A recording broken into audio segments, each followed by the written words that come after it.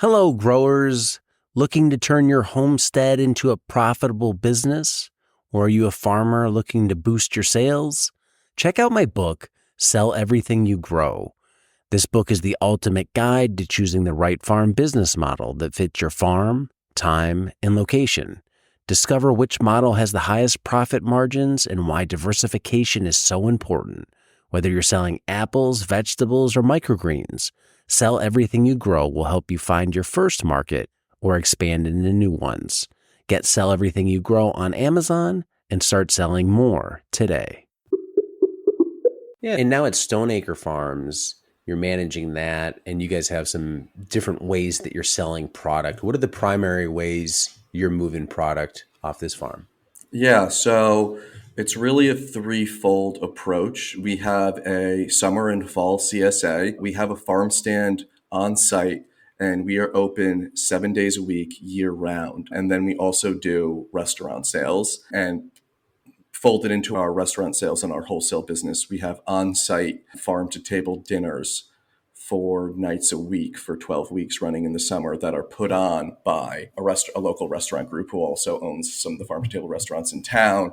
And so we work with them with their on farm dinners as well. And we've actually done autumn nights and winter, so the summer nights. And last year we did autumn and winter nights, which are usually about 2 week series as well. So more than 48 a year, actually. That's a crazy sample size that you've seen for farms that haven't ever done this and are thinking about doing it. What have been your observations just watching these happen? Because you've seen a lot of them. Yeah, from the farmer's perspective, I really enjoy them. If you can work them into your marketing picture without straining yourself too much, it can be a really simple account because there's no restaurant delivery. We just walk the produce over to there's another walk-in on site that isn't the farms that belongs that the restaurants have put up here. I walk over with a nice invoice and crates of produce, and that delivery's done. It's creates a really intimate relationship with the chef who puts it on. So we talk weekly, if not daily, about what is coming off the farm and what could be put on the menu. And there's an understanding that that chef will try to move all that extra summer squash for you. So it's an outlet to try to move surplus as well. And then I don't want to speak too much for the restaurants or the chef. There's almost a format to the menu that I think allows them to do this really efficiently. So it's 4 courses. The first course is an amuse bouche, which is just like a little sample, a little bite. So that's okay, the first sun gold tomatoes. And it's actually nice because the first flush of sun golds isn't enough for CSA distribution. You want to make sure those are getting sold. Okay, that those could go to the farm dinner. There's almost always a soup on the menu, and the soup is so it could be like just a squash bisque, or this week it's a charred eggplant soup, and I'm moving maybe 70 pounds of Italian eggplant. And we have just a bumper crop of eggplant right now. So it's a great outlet for that. It could definitely be a strain. I know it sounds like a lot. It is a lot. If you don't have a really flexible chef, I could see it being challenging. But again, the chef is really flexible. He really wants to partner with us to make sure that it's going to work for us. And then on their end, they keep it like almost formulaic format, and that it's still really high quality. But because it's 4 courses that are pretty consistent, I think that they are churning these meals out in a way that works for them. Does the farm get anything besides the invoice from the sale of produce? We do, yeah. So there is a percentage of sales that the farm gets off of those.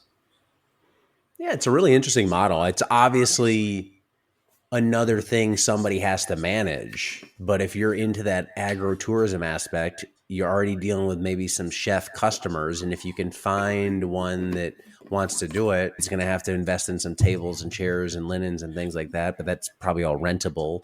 Yeah, and again, because we also do events, including weddings, we're a 65-acre rural property here in coastal New England. And there's a lot of properties that exist like this, whether it's in Vermont, New Hampshire, Rhode Island. And so we try to set the example that there are ways to keep these old rural properties thriving. And of course, it requires capital and investment and support. But because we have such close restaurant partners who are in the catering business as well, and will do big barbecues on the farm and stuff like that, they really have a home here. They have their own walk-in, a gator, right? Like a vehicle. They have a van. So they are just like built into this campus on an everyday basis, really.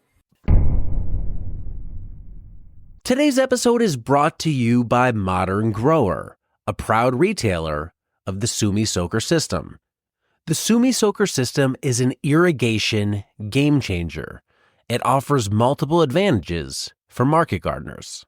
Even gentle watering without dry spots common with wobblers. The system is lightweight and portable, so you can use it with quick rotation crops. It's low maintenance with no parts to break or clog. It's versatile. You can use it for direct seeding, transplants, and cover crops. And it's very cost effective compared to overhead options. And maybe one of its best and most unique features is it can put down water in a rectangular pattern, which is very different than rotating sprinklers that leave circular patterns, often with dry corners and overwatered centers. If you want to learn more about the Sumi Soaker system, use the link below or visit us at shop.moderngrower.co.